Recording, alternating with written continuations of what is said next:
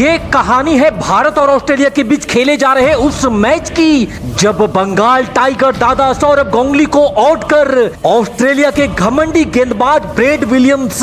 शेर की दहाड़ लगा करके गांगुली का अपमान किए जा रहा था। ब्रेड विलियम्स के इस हरकत को सहन करके दादा तो पवेलियन वापस चले जाते हैं, लेकिन दूसरी छोर पर खड़े सचिन विलियम्स के इस हरकत को नाप चुके थे। इस खेल की शुरुआत तो विलियम्स ने कर दी थी, लेकिन इसका अंत कोई और करने वाला था। और जब गांगुली के अपमान का बदला भारतीय टीम के बल्लेबाजों ने ब्रेड विलियम्स से लेना शुरू किया तो उस दिन सबने ब्रेड विलियम्स को अशोका साबुन से रगड़ रगड़ करके इतना ठोका और इतना पीटा कि वो दिन ब्रेड विलियम्स के जीवन का सबसे बुरा दिन बनकर के रह गया था। गाबा के मैदान पर कंगारुओं की धागे खोल पिटाई का पूरा नजारा मैं आपको दिखाने वाला हूं, लेकिन उससे पहले इस वीडियो पे एक लाइक जरूर दीजिएगा। दौरे पर थी जहां ऑस्ट्रेलिया का सबसे बड़ा घमंड गाबा के मैदान पर यह निर्णायक मुकाबला खेला जा रहा था। इस मैच में टॉस ऑस्ट्रेलिया के पक्ष में गिरता है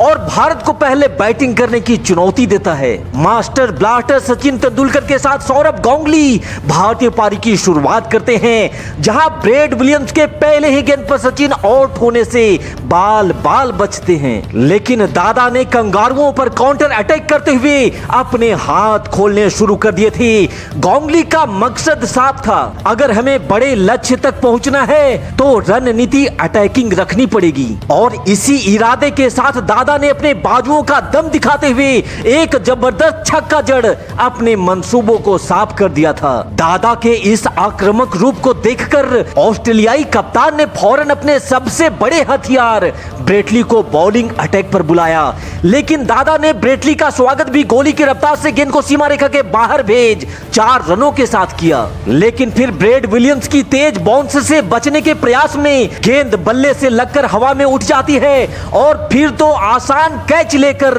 ब्रेड विलियम्स ऐसा पगलाया कि गांगुली के सामने मुंह फाड़ करके शेर की तरह दहाड़ लगाने लगा था। ऐसी हरकत करके ब्रेड विलियम्स दादा का अपमान कर उनका मजाक उड़ा रहा था, इसलिए तब जरूरी हो गया था ब्रेड विलियम्स के इस बदतमीजी का जवाब देना। तब सचिन का साथ देने आते हैं बीबीएस लक्ष्मण, जिन्होंने ब्रेटली की रफ्तार पे जोरदार प्रहार कर 4 रन अपने नाम किए, और फिर उसी ओवर में लक्ष्मण ने एक और चौका जड़ कंगारुओं की लंका में हलचल भी मचा दिया था। इसी बीच एक बार फिर से ब्रेड विलियम्स बॉलिंग अटैक पर आया, जिसके बदतमीजी का करारा जवाब देते हुए सचिन ने ऐसा रपट्टा मारा कि मुंह ताकते रह गए सारे के सारे फील्डर और गेंद गई सीमा रेखा के बाहर। ब्रेड विलियम्स की अगली गेंद जिस पर सचिन का जबरदस्त टाइमिंग और एक और चौका ब्रेड विलियम्स के खाते में। यहाँ सचिन ब्रेड विलियम्स पर ऐसे टूट पड़े थे कि उन्होंने पहली गेंद पे चौका मारा, दूसरी गेंद पे चौका मारा, तीसरी गेंद पर भी चौका मारा और चौथी गेंद को भी सीमा रेखा के बाहर भेज सचिन ने ब्रेड विलियम्स के अहंकार को पूरी तरह से कुचल करके रख दिया था। वहीं दूसरी छोर पर लक्ष्मण, जो आम तौर पर धीमी शुरुआत के साथ खेलते थे, लेकिन आज लक्ष्मण भी कह रहे थे, आज न छोड़ूंगा तुझे तूने क्या समझा है मुझे। अब तक 10 ओवर का खेल समाप्त हो चुका था और टीम इंडिया ने 1 विकेट खोकर 55 रन स्कोर बोर्ड पर लगा भी दिए थे। यहां से आगे सचिन और लक्ष्मण ने ऑस्ट्रेलिया के हर एक गेंदबाज को चुन चुन करके पीटना शुरू कर दिया था, और पिटाई खाने वाले ये कोई ऐरे गहरे गेंदबाज नहीं थे, बल्कि दुनिया के महान गेंदबाजों में इनका नाम शुमार था। Jason Gillespie, Brett Lee, Andrew Symonds,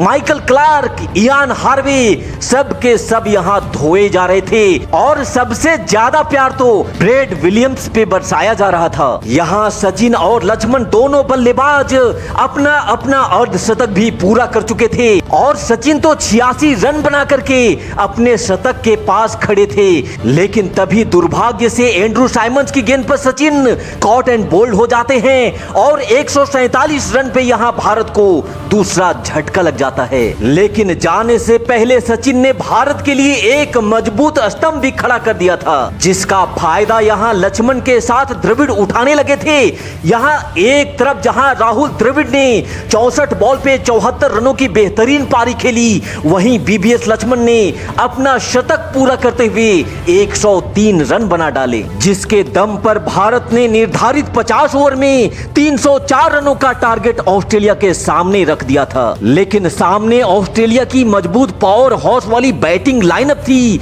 इसलिए बेशक ये मुकाबला काफी दिलचस्प होने वाला था। यहाँ भारतीय बल्लेबाज तो अपना काम कर चुके थे, लेकिन अब बारी टीम इंडिया के गेंदबाजों की अग्नि परीक्षा की थी, जिसके लिए आशीष नेहरा, इरफान पठान, लक्ष्मीपति बालाजी, अनिल कुंबले और रोहन गवास्कर तैयार थे। कंगारुओं की जवाबी कार्रवाई शुरू होती है, जहां इरफान पठान ने खतरनाक एडम गिलक्रिस्ट को आउट करके भारत को पहली सफलता जल्द ही दिला डाली थी। यहां से कंगारू अपनी पारी को संभालने का प्रयास कर ही रहे थे कि तभी लक्ष्मीपति बालाजी ने कंगारुओं की सबसे बड़ी मछली रिकी पॉन्टिंग को भी मात्र 7 रनों के निजी स्कोर पर पवेलियन का रास्ता दिखा दिया था। लेकिन दूसरी छोर पर मैथ्यू हेडन ने दबाव से निकलते हुए भारतीय गेंदबाजों पर काउंटर अटैक भी करने लगा था, जिसने बैक टू बैक 2 चौके लगा डाले थे। हालांकि लक्ष्मीपति बालाजी ने भारत को तीसरी सफलता भी डेमियन मार्टिन को मात्र 1 रन पर आउट करके दिला दिया था, लेकिन मैथ्यू हेडन